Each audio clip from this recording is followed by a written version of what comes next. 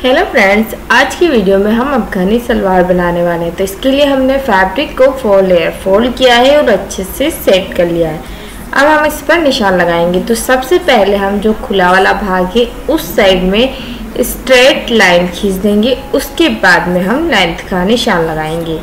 तो यहाँ पर हम मेजरमेंट टेप लेंगे और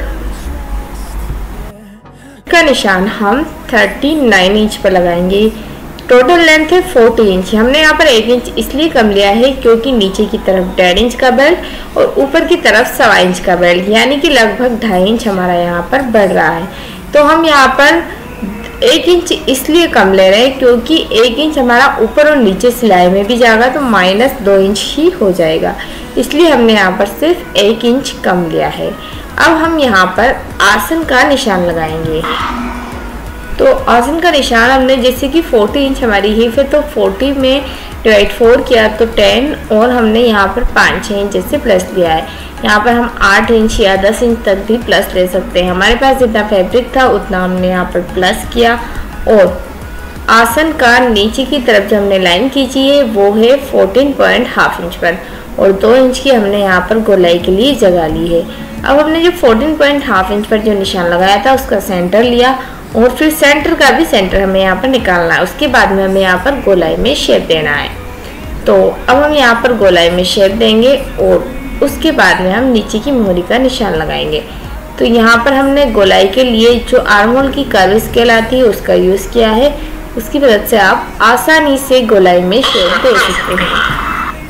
आसन का निशान लगाने के बाद अब हम फ्रंट साइड में 1 इंच डाउन का निशान लगाएंगे क्योंकि बैक साइड में हमें लेंथ ज़्यादा चाहिए और फ्रंट साइड में थोड़ी कम चाहिए। तो हमने यहाँ पर क्रॉस पॉइंट थोड़ा लंबाई लिया था तो हम यहाँ पर 1 इंच आगे से डाउन कर देंगे और जो हमने डाउन किया है वो सिर्फ हमें फ्रंट साइड में ही कट करना है और जो स्ट्रेट लाइन है वो हमारी बैक साइड की होगी। तो अब हमें यहाँ पर मोहरी का निशान लगाना है। तो जैसे कि मोहरी अगर 14 इंच की है तो 14 का आधा 7 और साथ में हम 5 या 6 इंच प्लस कर देंगे और उसके बाद में मोहरी का निशान लगाएंगे। आप अपने कपड़े के हिसाब से नाप को कम या ज़्यादा अपने हिसाब से कर सकते हो। तो मोहरी की जितनी ज़्यादा आपको अगर सल चाहिए तो आप 8 इंच या 9 इंच तक भी प्लस कर सकते हो। तो यहाँ पर हमने मोहरी का निशान लगाने के बाद जो हमारा क्रॉस पॉइंट वाला हिस्सा था उससे हम मोहरी के निशान को तिरछा स्केल की मदद से मिला दिया और उसके बाद में हम इस अफगानी सलवार की कटिंग करेंगे।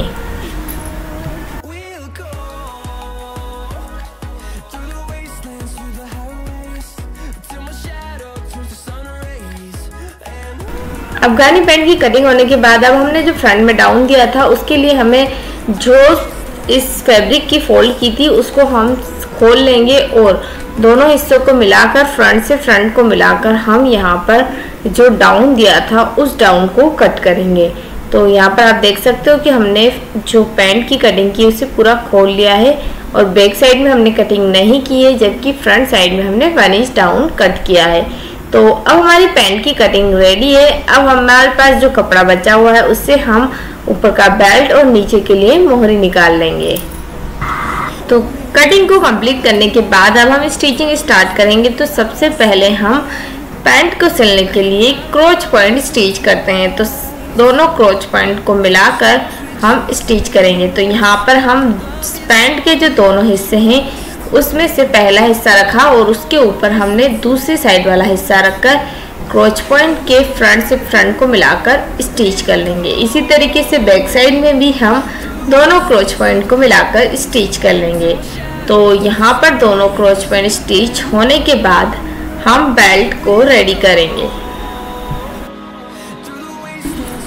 तो यहाँ पर हमने पैंट में दोनों क्रोच पॉइंट स्टिच कर लिए हैं और पैंट को अच्छे से सेट करके हम पैंट के दोनों साइड में सेंटर पर कट लगा लेंगे। उसके बाद में हम बेल्ट की स्टिचिंग करेंगे। तो यहाँ पर हमने बेल्ट को पहले से ही कट कर लिया है जिसमें हमने बेल्ट की लेंथ ली है 4 इंच और इसकी चौड़ाई हमने पैंट की चौड़ाई के बराबर ली है। यहाँ पर हमारा बेल्ट लगभग 2 से 4 इंच छोटा हो सकता है। अगर छोटा है तो उसे हमें इसमें कैसे एडजस्ट करना है वो भी हम यहाँ पर देखेंगे। तो यहाँ पर आप चाहो तो पूरा बेल्ट बराबर भी यूज़ कर सकते हो और अगर 2 से 5 इंच छोटा है तो आप पैंट में कहीं कहीं सल लेकर भी इसे एडजस्ट कर सकते हैं। क्योंकि हमने यहाँ पर वैसे भी इसको बहुत ज़्यादा लूज लिया है तो यहाँ पर सल आएंगे, तो अगर हम बेल्ट के अंदर स्टिच करने में छोटे छोटे सल लेते हैं तो वो सल बेल्ट में नज़र नहीं आने वाले हैं। तो यहाँ पर आप देख सकते हो कि हमने बेल्ट और पैंट को एडजस्ट करने के लिए कहीं कहीं छोटे छोटे से सल लिए हैं। ऐसा नहीं है कि हमें पूरे बेल्ट में सल लेने हैं, आप जैसे भी चाहो वैसे कहीं छोटे छोटे सल ले सकते हो जिससे कि बेल्ट और पैंट दोनों सेट हो जाए।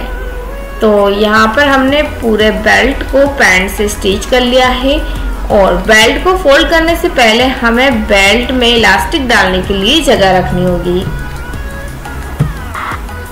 यहाँ पर हमने बेल्ट को पैंट से स्टिच कर लिया है। अब हम फैब्रिक को एक के ऊपर एक चढ़ाया हुआ है। अब हमने जो फोल्ड फैब्रिक था उसको वहाँ से फोल्ड करेंगे और उसके बाद में बेल्ट को फोल्ड करते हुए स्टिच करेंगे। तो यहाँ पर जो खुला हुआ मुंह है सबसे पहले हमने वो ही स्टिच किया है, उसके बाद में हम पूरा इसे स्टिच कर लेंगे। तो आप देख सकते हो कि हमने इलास्टिक जितना बेल्ट के अंदर जा सकता है उतना ही चौड़ा हमने यहाँ पर सिर्फ बेल्ट रखा है।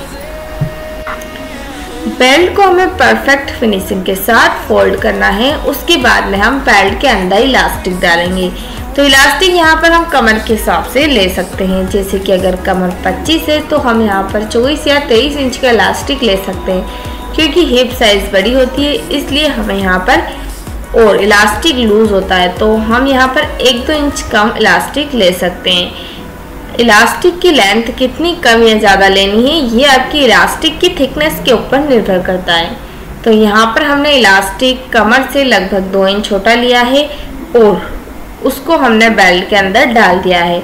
और बेल्ट के अंदर इलास्टिक को डालने के बाद इलास्टिक के दोनों मुंह को अच्छे से पैक कर लेंगे। उसके बाद में इलास्टिक को बेल्ट के अंदर अच्छे से सेट कर लेंगे और फिर जो खुला मुंह हमने रखा था उसे भी पैक कर लेंगे। तो यहाँ पे इलास्टिक हमारा बेल्ट के अंदर अच्छे से फिक्स हो गया है और हमने जो खुला मुंह है उसको भी पैक कर देंगे। अगर आप चाहो तो यहाँ पे इलास्टिक के ऊपर 2 सिलाई लगा सकते हो और हम यहाँ पर सिर्फ इसे कहीं कहीं से स्टिच करके फिक्स कर देंगे।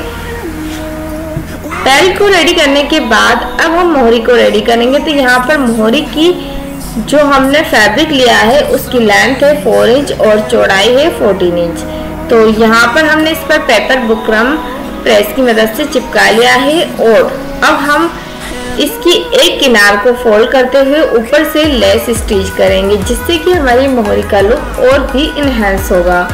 तो यहाँ पर हमने हाफ इंच की पट्टी अंदर की तरफ फोल्ड करते हुए ऊपर की तरफ एक GPO वाली लेस का यूज किया है। आप चाहो तो यहाँ पर आपके हिसाब से कोई भी लेस का यूज कर सकते हो।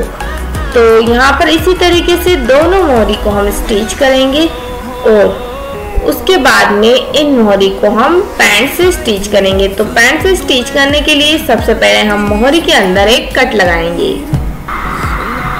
मोहरी में कट लगाने के बाद अब हम पैंट के जो मोहरी वाला हिस्सा है उसके भी सेंटर में कट लगाएंगे। उसके बाद में हम इन दोनों को स्टिच करते हुए छोटे छोटे सल भरेंगे। तो यहाँ पर हमें सल इस तरीके से भरना है कि जो मोहरी का सेंटर और पैंट का सेंटर दोनों मैच हो, ताकि हमारी मोहरी में सभी धुर इक्वल सल भर जाए। अगर हम बीच में कट नहीं लगाते तो हमें पता नहीं चलता है और एक साइड में ज़्यादा और एक साइड में कम सल हो जाते हैं। इसीलिए हमें सेंटर में हमेशा कट लगाकर ही किसी भी चीज़ के अंदर सल भरने हैं। तो यहाँ पर हमने आप देख सकते हो कि पूरी मोहरी में एक जैसे सल भर लिए हैं। अब हम मोहरी को फोल्ड करेंगे और जो लेस वाला हिस्सा है वो ऊपर की तरफ आ जाएगा। तो हम यहाँ पर मोहरी को फोल्ड करते हुए अच्छे से सेट करेंगे और फिर लेस के ऊपर स्टिच लगाकर मोहरी को फिक्स करेंगे। मोहरी को कंप्लीट करने के बाद हम पैंट की जो आखिरी सिलाई है फिटिंग वाली वो सिलाई लगाकर इस पैंट को कंप्लीट करेंगे। तो आप देख सकते हो कि कितनी आसानी से आप घर पर ही इस सलवार को रेडी कर सकते हो। तो अगर आपको हमारी ये वीडियो पसंद आई हो तो प्लीज़ वीडियो को लाइक कीजिए, चैनल को सब्सक्राइब कीजिए एंड वीडियो को एंड तक देखने के लिए थैंक यू वेरी मच।